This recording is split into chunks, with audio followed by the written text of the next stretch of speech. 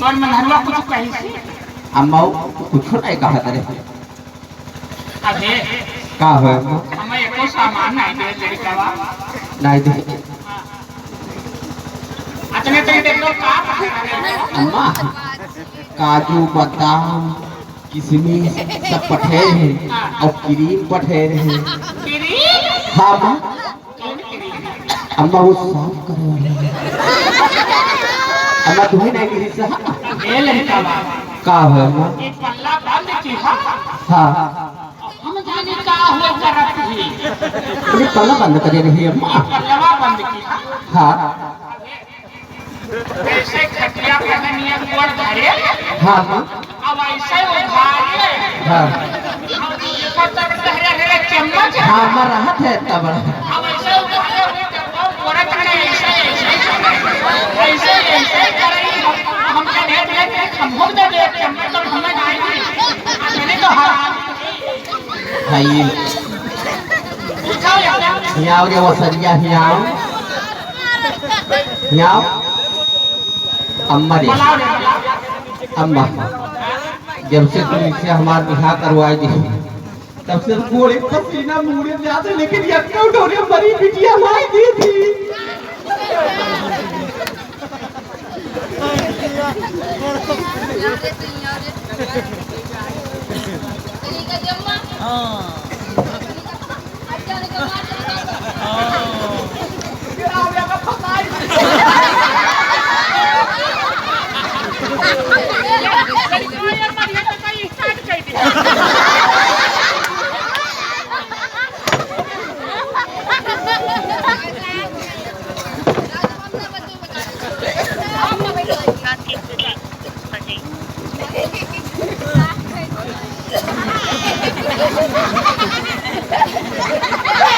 तुम्ही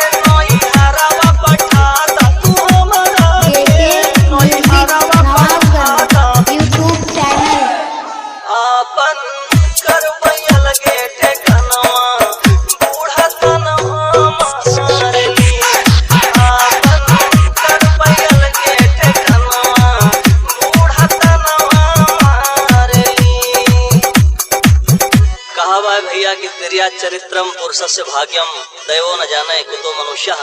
इतना कुछ दरिया छंद सुनने के बाद आजकल के कुछ पति गाँव कहा थे सुने। सुल्तान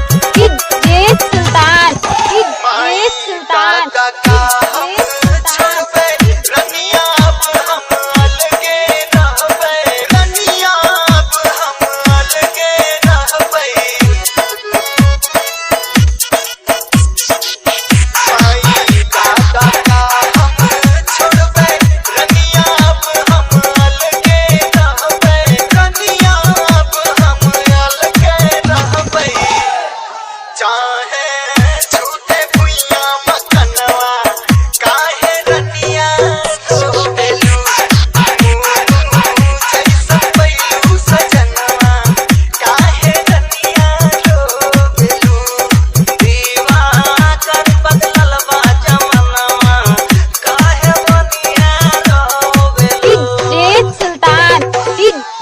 सुल्तान